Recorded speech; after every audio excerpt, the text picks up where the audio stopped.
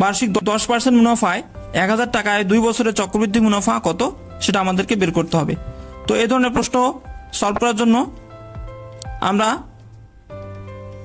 সরাসরি চক্রবৃদ্ধির মুনাফা সূত্রটি ইউজ করে আমরা খুব সহজেই অঙ্কটি সলভ করতে পারবো। তো চক্রবৃদ্ধি মুনাফা আমরা ধরি আইসি সমান পি ইন্টু 1 প্লাস আর এন মাইনাস পি, অর্থাৎ চক্রবৃদ্ধি মূলধন থেকে এই অংশটা হচ্ছে চক্রবৃদ্ধি মূলধন। চক্রবৃদ্ধি মূলধন থেকে আমি যদি আসল অর্থাৎ মূলধন বাদ দেই তাহলে যে অংশটা থাকবে সেটাই আমাদের চক্রবৃদ্ধির মুনাফা। তো আমরা মানগুলো একটু বসাই দেই। এখানে পি এর মান 10,000,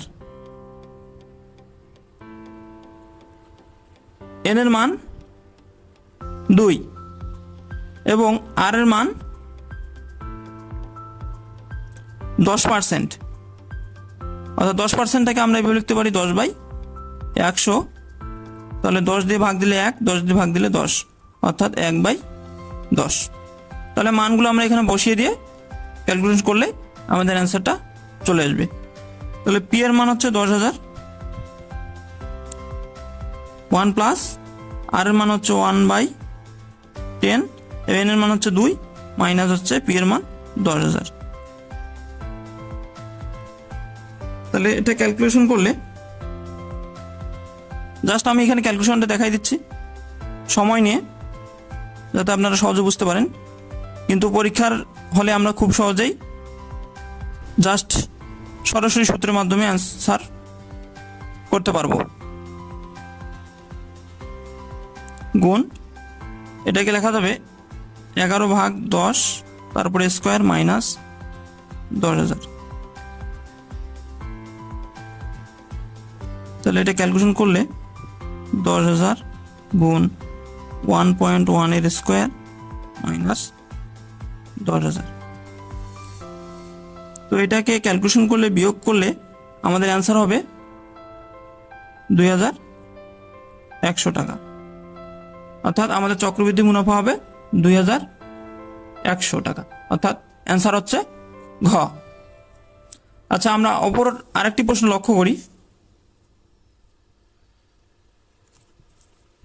দুটি নল দ্বারা একটি চৌবাচ্চা যথাক্রমে 10 এবং 15 ঘন্টায় পানি পূর্ণ করে। নল দুটি একত্রে খোলা রাখলে চৌবাচ্চাটি কতক্ষণে পূর্ণ হবে? তো এই ধরনের অঙ্ক অর্থাৎ এই ধরনের টাইপের অঙ্ক আমরা খুব সহজেই সমাধান করতে পারি। সেটা সূত্রটা হচ্ছে 1/t সমান 1/t1 প্লাস 1/t2। তাহলে এখানে t1 কত? t1 হচ্ছে 10, t2 হচ্ছে 15। তাহলে আমরা এখানে মানগুলো বসাই দিই 1/10 প্লাস 1/15, বা আমরা লিখতে পারি লসাগু এই 10 এবং 15 লসাগু 30। তাহলে 30কে 10 দ্বারা ভাগ দিলে 3 এবং 30কে 15 দ্বারা ভাগ দিলে 2। তাহলে 1/t এর মান পাচ্ছি আমরা কত?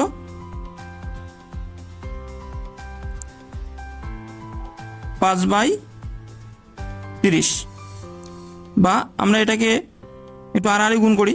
তাহলে 5টি সমান হবে 30। তাহলে টি সমান কত হবে? 30/5 সমান হবে 6 ঘন্টা।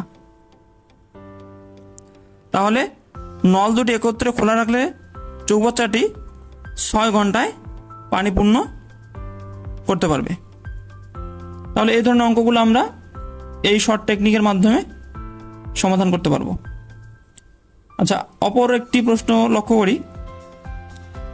একটি ত্রিভুজের ভূমি 12 সেন্টিমিটার, উচ্চতা 4 সেন্টিমিটার, তার ক্ষেত্রফল কত বর্গ সেন্টিমিটার? তো আমরা জেনারেলি ত্রিভুজের যে ক্ষেত্রফল সূত্র সেটা সমান জানি হাফ গুণ ভূমি গুণ উচ্চতা। ত্রিভুজের ক্ষেত্রফল সমান হাফ গুণ ভূমি গুণ উচ্চতা। তাহলে এই হাফ থাকলো, ভূমি হচ্ছে কত? 12 এবং উচ্চতা কত? 4। আমরা যদি গুণ করি 2 দ্বারা ভাগ দিই 12কে, তাহলে হচ্ছে 6, 6 আর 4 গুণ করলে 24, তাহলে 24 বর্গ সেন্টিমিটার। তাহলে আমাদের অ্যান্সার হবে গ। ঘড়িতে যখন 6টা বেজে 30 মিনিট তখন ঘন্টা এবং মিনিটের কাঁটার মধ্যবর্তী কোণ কত, সেটা আমাদেরকে বের করতে হবে।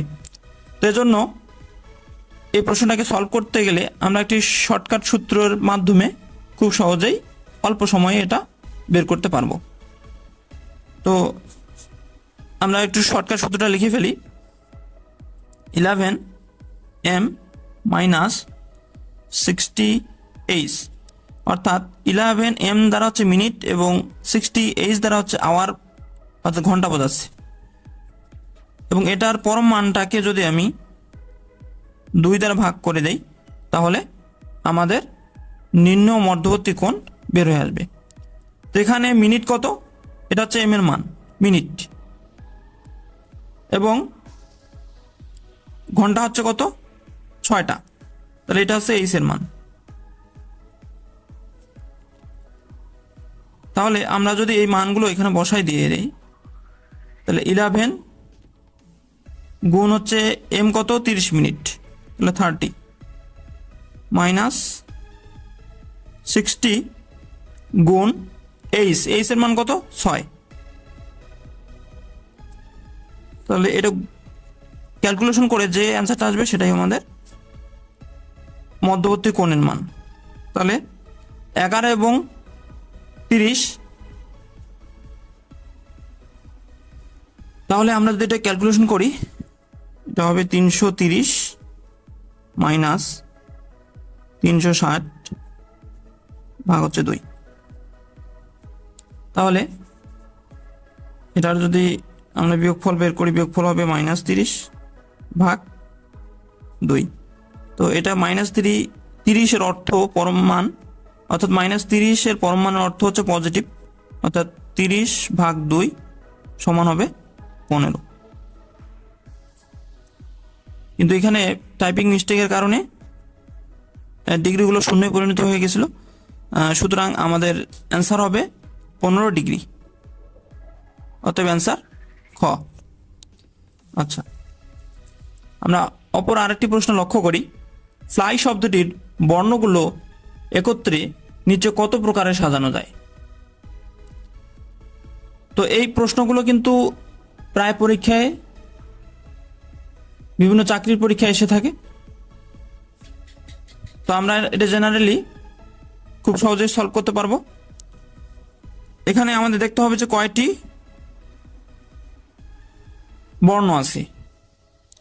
আমরা এখানে দেখতে পাচ্ছি যে 1টা 2টা এবং 3টা বর্ণ আছে। তাহলে এই 3টা বর্ণকে আমরা 3 ফ্যাক্টোরিয়াল ভাবে সাজাতে পারি। 3 ফ্যাক্টোরিয়াল অর্থ কি?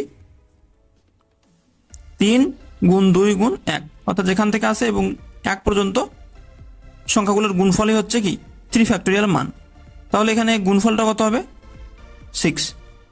অর্থাৎ এই ফ্লাই শব্দটিকে বর্ণগুলো পরিবর্তন করে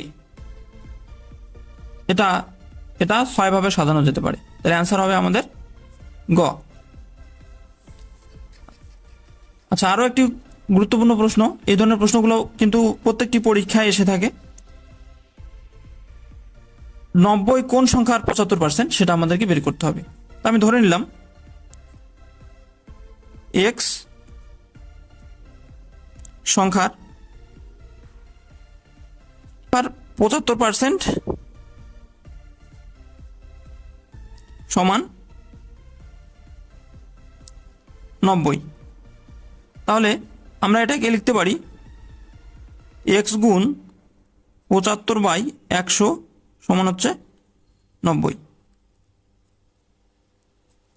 বা এটাকে আমরা লিখতে পারি 75x/100 সমান 90। আচ্ছা, তাহলে 75x সমান কত হবে? 90 গুণ 100, তাহলে x সমান কত হবে? এই গুণফলটাকে আমরা 75 দ্বারা ভাগ করে দেব। তাহলে আমরা যদি এটাকে 25 দিকে ভাগ দেই, তাহলে 3 এটাকে যদি 25 দিয়ে ভাগ দিই 4 এবং 3 দিয়ে যদি ভাগ দিই তাহলে 1 এবং এটাকে 3 দিয়ে ভাগ দিলে 30, অর্থাৎ 30 এবং 4 গুণ করলে গুণফল হবে 120।